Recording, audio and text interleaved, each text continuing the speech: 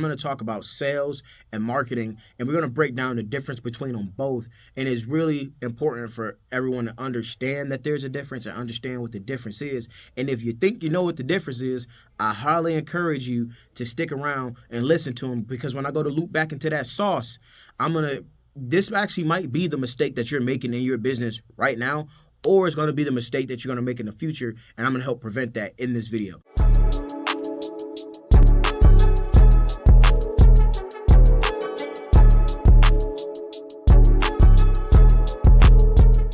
So let's go ahead and talk about sales. When I think about sales, think about you being a caveman way, way back in the day, all right? And you're going out and you're hunting. And you have to hunt every single day. You got to go find the gazelles, hunt them, kill them, drag them back to the village so you can eat, all right? So sales is you bringing the leads to the company, right? Like you're going out, you're generating demand, you're creating urgency. It's very short term and in the sense of you trying to collect money, right? You spark an interest. Do you want to buy or not? If they do want to buy, I'll send you a contract. I'm going ahead and I get a contract signed, and I'm generating my own income. I'm bringing the leads to me into my business, right? And I'm going out there and I'm hunting for it. Sales is all about generating your own income. You're not dependent on anything else other than your hard work, your consistency, and your efforts. All right. And it takes a lot to do that. And so sales make people uncomfortable. But remember this, I'm telling y'all, sales make people uncomfortable, but it is necessary for every single business to know how to generate its own income and bring customers to your business, know how to create interest, know how to have conversations, know how to ask questions. All those things play a part in sales and bringing money into your business, okay? Now, that's out of the way. Let's talk about marketing. So remember how I said sales is like hunting, marketing is like gardening. And the reason I say that is because gardening is a longer process. You have to keep watering crops. Even though you don't see any progress, you got to keep tending to the crops until it grows and grows and produces its own fruit. So gardening takes a while. Marketing takes a while. And here's why I say that. So sometimes there's a learning curve to marketing. You have to learn about different platforms, how to post on different platforms. You have to learn about your audience, how to talk to them, your brand voice, how to create engaging videos, how to have good visual hooks, verbal hooks, transition, video editing, how to market on different platforms. There's a lot of learning when it comes to marketing, and you have to be consistent over time in order for it to produce. But the whole goal of marketing is for the leads to come to you. You're not going out and you ain't selling them. You are creating it's like a magnet. Like they see some of your content, right? And you pushing it out, you being consistent, and now they're like, oh my gosh, I actually need this service, or I want to inquire about this service, and they take the following steps to become a lead in your business. Okay, so now that I have broken them both down, this is the reason you need to know the difference between sales and marketing and how it can affect your business. And when I say how people are using one more than the other, we're going to get into all that, okay? So when you go to a corporate company, you know how they have different departments, right? They got tech support, which handle technical issues. Then you got customer service. They talk to all the customers and they handle inquiries and they talk to customers and help them out, right? Then you have the sales department, which they only do sales. Then you got your marketing department, which they only do marketing. They are two separate things. What I've learned and what I've seen over the years from being a marketing sales rep, a digital marketing sales rep for 5 years, is that sales is uncomfortable. Remember I told y'all to remember that. Sales is very uncomfortable for a lot of people. Everybody is not a salesman and everybody is not a saleswoman, right? And the reason it's uncomfortable is because when you're going out and you're talking to somebody and you know that right now this person ain't even thinking about your photo booth business, they got no interest in your photo booth business, and you feel like you pressuring them, you feel like you annoying them, right? Like people generally are scared of going and confronting or engaging somebody saying, hey, are you interested in the photo booth? A lot of people, they shy away from that, and it makes people feel uncomfortable. They don't want the confrontation. Bro, get out my face. I ain't interested in your photo booth. Or get off my phone. I ain't interested in your photo booth. Or they don't like the rejection of it because they feel like they're going to get rejected. And you got to do that time and time and time again. And if you're not a real confident person by nature, it's kind of hard to do sales. If you're not a very extroverted person by nature, it's hard to do sales. So a lot of clients of mine that I used to have back in the day, and a lot of photo booth businesses that I see right now, they are scared of sales, or they're not good at sales, or don't know how to do sales properly. So they shut sales down altogether, and they only focus on the marketing. And they want all the leads to come to them, all the leads to come. So they spend a bunch of money on paid advertising. They do billboards and radio and all kind of stuff, right, to push their name out into the marketplace and in their area, and get people to just come to them to either do business with them or to book their photo booth, right? Here's the problem with that. When you only rely on marketing to be your sales, right? You're relying on marketing for marketing, and you're relying on marketing to be your sales department and to generate your income and be your sales.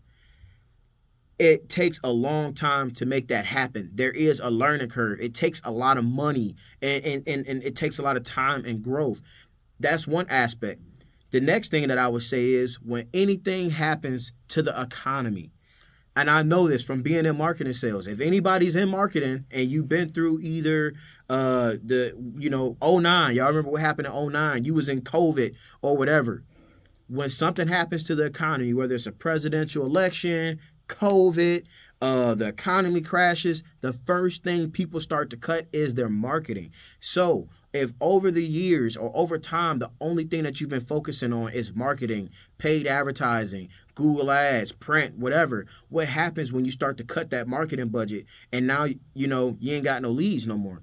And it's like somebody to shut the water off, right? I see so many businesses dumping money into paid advertising as a form of sales, right? To compensate for sales, because they either don't want to do sales, don't know how to do it properly, can't find good salespeople, whatever the reason is. So all your eggs is in one basket. That is not good. So what I'm proposing, and what really I want to break down for y'all and teach y'all, is y'all need both. You need sales and you need marketing, and they should be able to work together simultaneously and harmoniously. You need to know how to execute both. And with a lot of businesses, the way it works is you could do a lot of marketing, right? Do a lot of marketing and getting leads to come to you. But there's another aspect where I'll make another video about, that is the branding, right? The branding. So they don't really understand how to build a brand, and I'll get into that in another video, I promise, but they don't know how to build a brand.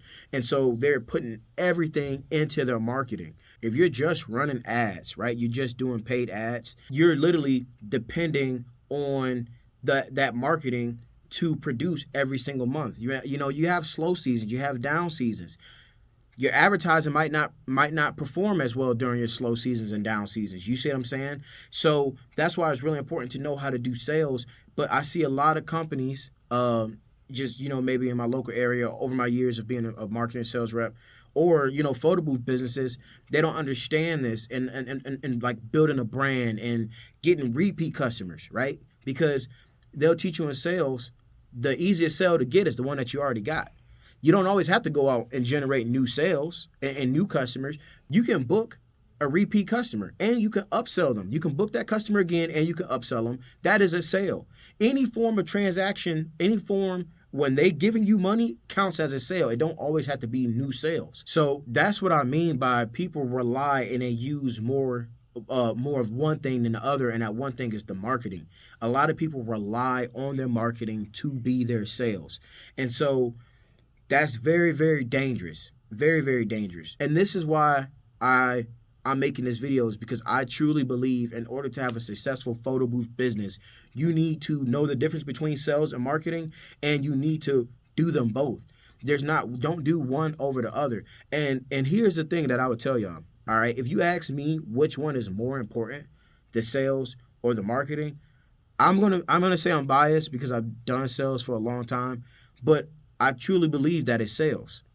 All right, because what you're marketing, you have to have landing pages, right? Okay, first of all, it costs money.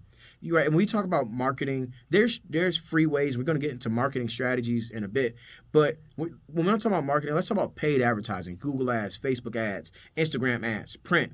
You got print. You have billboards, radio, all kind of stuff, right? That stuff costs money. You see what I'm saying? That's for starters. And then in order to have your marketing work effectively, there's tons of things that you need, like a website that's really good. You know, not no garbage website. If you're paying money for all these leads and they going back to your website and it looks busted, disgusted, and can't be trusted, your leads are not going to convert because it's not showing that it's not highlighting your company. Don't make your company look good, right? Like think about a car dealership. They do tons of advertising, whether it's on the radio, TV commercials, all that stuff.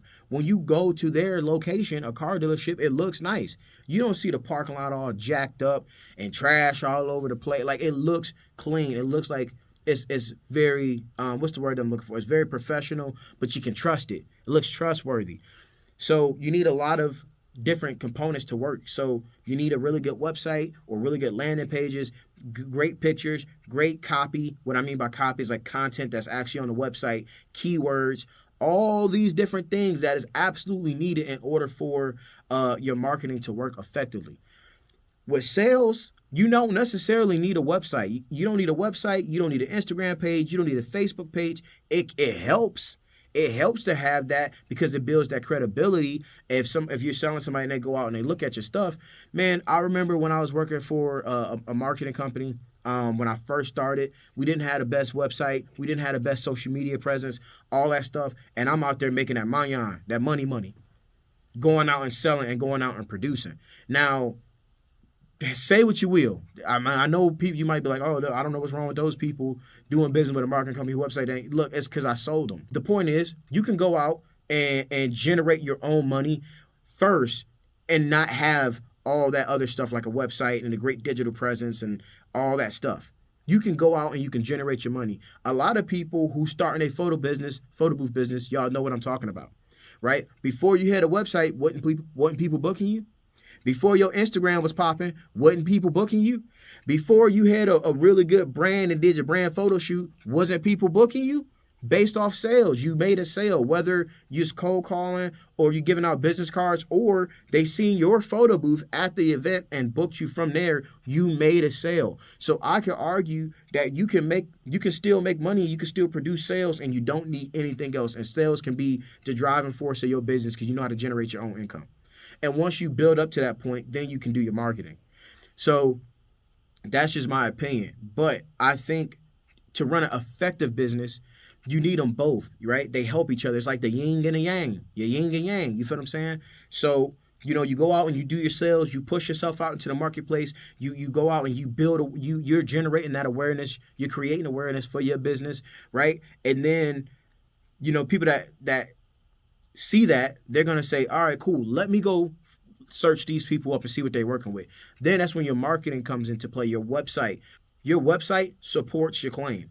Your digital presence supports your claim, right? If you claim, hey, we're a really good photo booth business and we take care of our customers, all this other stuff, they want to see Google reviews, they want to see a nice website, they want to see great pictures, they want to see a good social media content, all that stuff. It really helps put your photo booth in a different light. All of your marketing is going to literally support your claim of what you're trying to sell. They reinforce each other. So if you are one of the people who are running a photo booth business and you are relying on paid ads as your sales, I highly recommend that you start doing sales too. And we're going to get into a sales cycle. I'm going to teach y'all my sales cycle that I do. Okay. So if that's what you're doing right now, you're relying on your marketing as your sales, I'm going to teach you a sales cycle, but I want you to start focusing more on sales. If you're just starting your photo booth business, okay, I don't even want you to make that mistake. You need to separate those departments. Your butt need to be doing your own sales and doing your own marketing until you can grow, and then you'll hire somebody for the marketing, maybe hire somebody to go do some sales, whatever the case may be. But I don't want you to grow your business, relying and hoping and wishing that your marketing performs every single month in order for you to go get that business and bring money into your company. All right, that's over with. Now that we got that out the way, I'm going to walk you through my sales process. This is what I use in my business to help me generate sales. I'm going to take you through what that looked like. Okay, so my sales cycle has a 6-step process. And the more that I learn, all sales are pretty much the same as far as a cycle. They got a couple different nuances and a different flow and all this other stuff, but it's pretty much the same when you narrow it down. But as I continue to learn about my sales process for my business, this could be tweaked and I might switch up some steps or add more steps, but this is a 6-step process that I follow to help me generate sales for my photo booth business. All right, the very first step is prospecting. And so if you don't know what prospecting means, this means looking for leads. So you remember when I told you if you're a caveman, you got to go out and look for the gazelle. You got to know where they at. You see what I'm saying? And so you have to, is prospecting, all prospecting is doing your research. You're looking for your leads. Who's your customer? So if you are looking for a B2B, let's say corporate companies, okay? You're going to look at corporate companies. You're going to prospect, which means you're going on Google and you can just look up different industries, roofing companies. You can look at law firms. You can look at banks. And one that's really good for me is manufacturing companies. A lot of people don't go after manufacturing companies, but a lot of manufacturing companies always have more than 50 employees. And a lot of manufacturing companies, the good ones who take care of their employees, they have Christmas parties at the end of the year. So a lot of people don't go after manufacturing companies when it's come to B2B because it's not a sexy market. You know, it's not a law firm. It's not prestigious as like a bank or something like that, or they just don't know about the market in general. But I'm telling y'all, as a gem that I put in my videos, this is a chess move. Go after manufacturing companies because a lot of photo booth companies in your area, a lot of your competition, they don't even think about that or they're not hitting it up. So it actually increases your chances of being noticed and getting that booking, and they'll pay that money for their companies, you know, for their employees at the end of the year.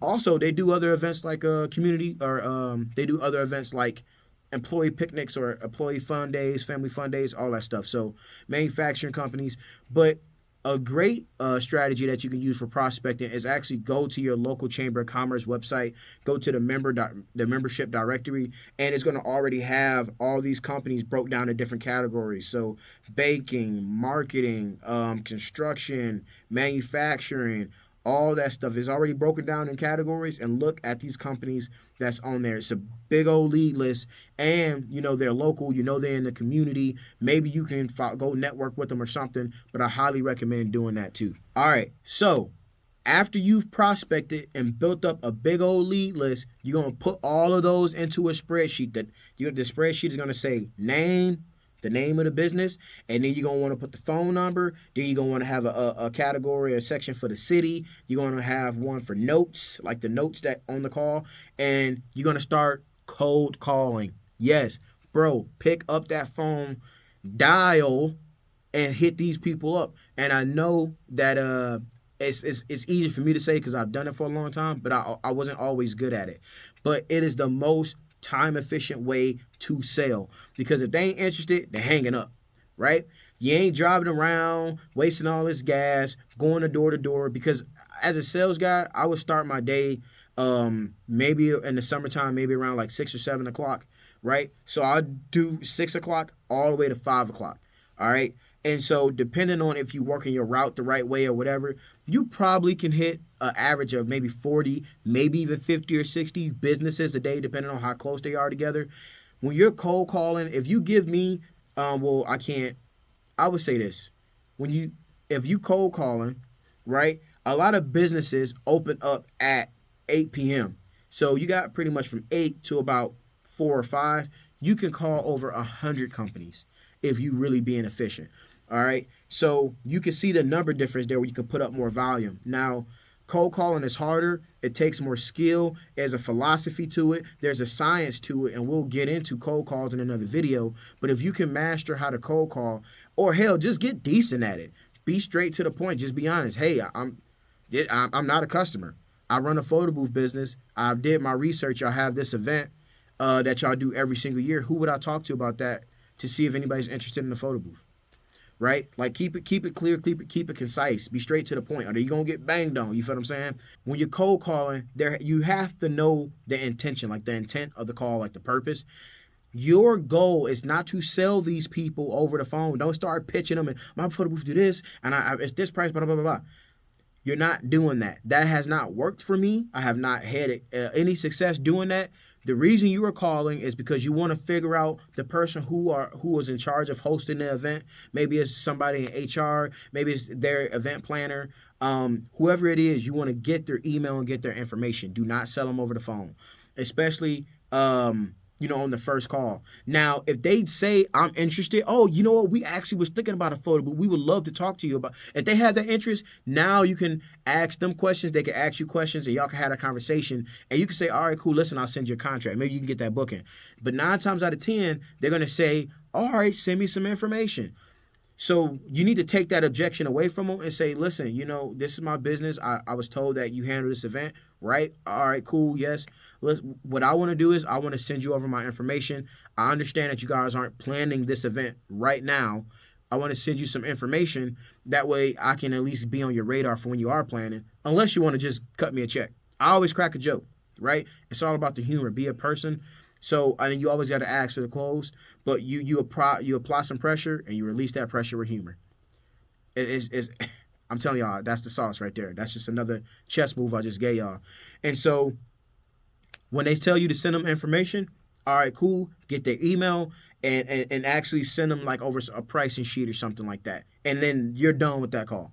And when you're doing your cold calls, make sure you go into that spreadsheet and you're putting the company name down. You're putting all the notes in there because you want to make sure you know who you talk to. I talked to the receptionist, Jenny, and she sent me to Dre or whatever, right? Dre is the manager.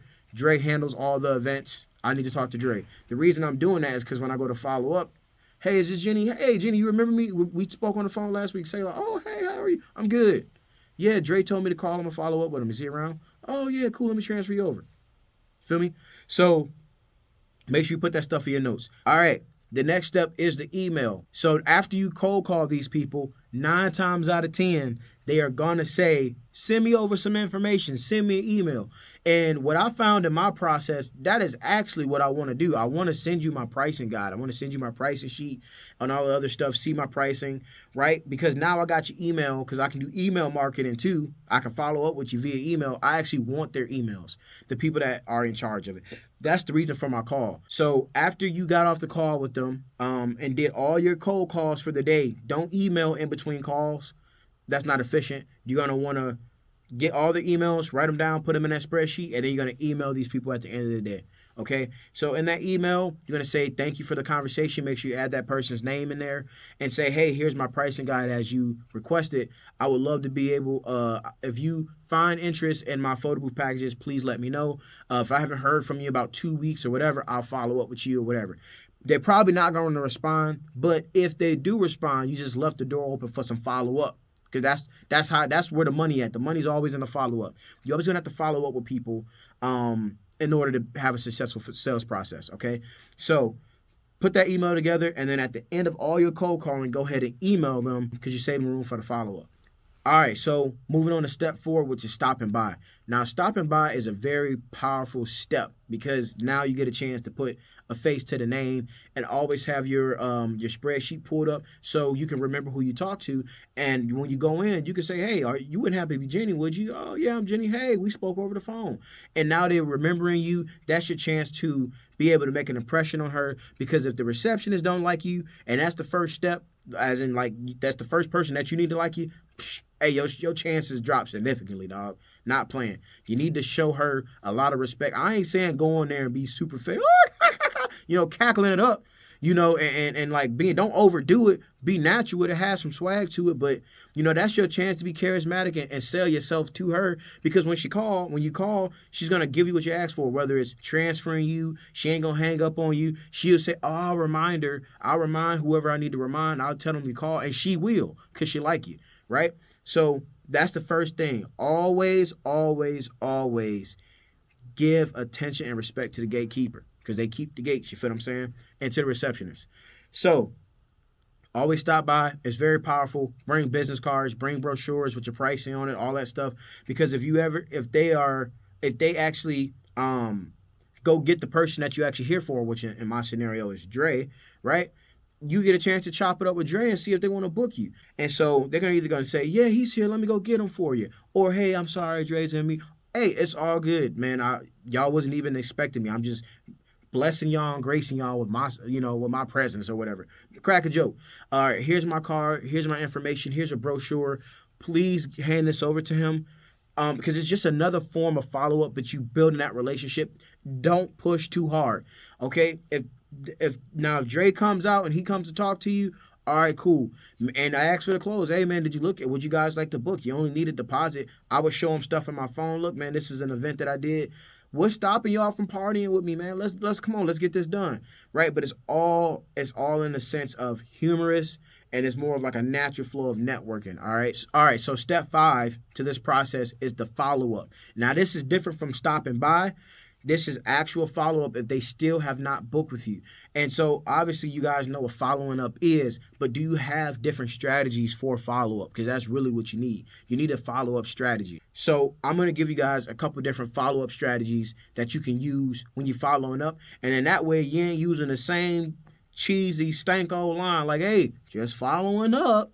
Sending you another email wanting to touch base. Nah, dog, be creative. We are in the space where our personality really, really can help dictate whether we make money or not, right? Let these people know who they're going to party with. So let's get into these strategies, Don. All right, so obviously the first one is the email. Send them a joke. Hey, listen, I'm following up with you, but I want you, if this joke make you laugh, please place a deposit, right? Be creative.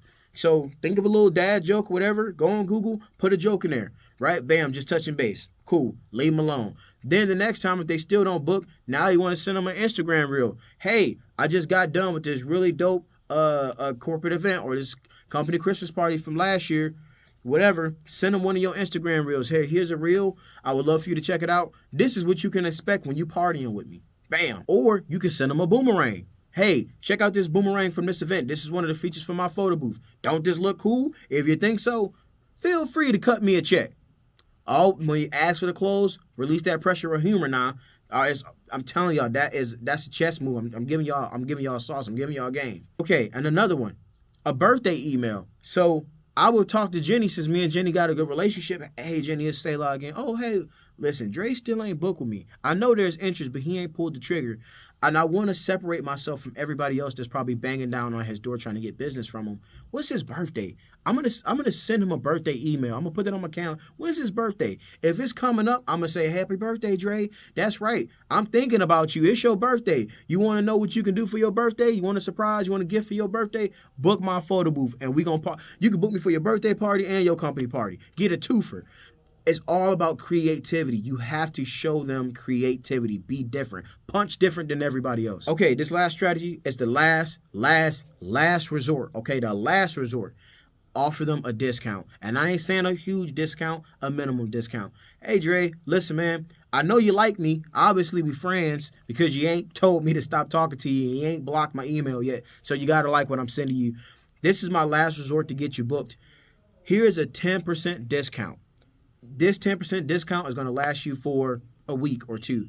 And if you haven't booked by then, if you haven't booked with this discount, I'm out of moves and I won't bug you anymore. And I'll go on to the next client or I'll go on about my way and I'll just follow up next year because clearly at that point you're not interested. So here's a discount. If you want to take advantage of this 10% discount, hit me up. That is the last move that I would make. And if they still don't accept that discount, move on to the next client. All right, so step number 6 is obviously the close. So sending them a contract. And I really ain't got to get too deep into that because you should just send them a contract. Get that close, get that money, get paid. Okay, so that's the sales side, the sales cycle, and that's the sales department. I'm going to give you guys, as I promised, my top 4 marketing strategies. All right, so starting with the first marketing strategy, obviously paid advertising. And we talked about this. You can do paid. I don't have anything against paid advertising. I just don't believe that you should use your advertising as a form of sales. They should be different. That's it. But that is a strategy to do digital marketing, print, newspapers, whatever. All right, so the next strategies that I'm gonna go over, they're either not as expensive as paid advertising or they're free. So this next strategy, we're going to talk about networking. Now, networking isn't always free. You usually have to join like a chamber of commerce or something to go to their networking events. They might have free networking events that you can go to, or some of them you might have to pay, but it's significantly cheaper than actual paid advertising. But you get to build those connections within your community, within your area, other business owners, and all that good stuff. And so it is a powerful form of marketing. This is a form of marketing.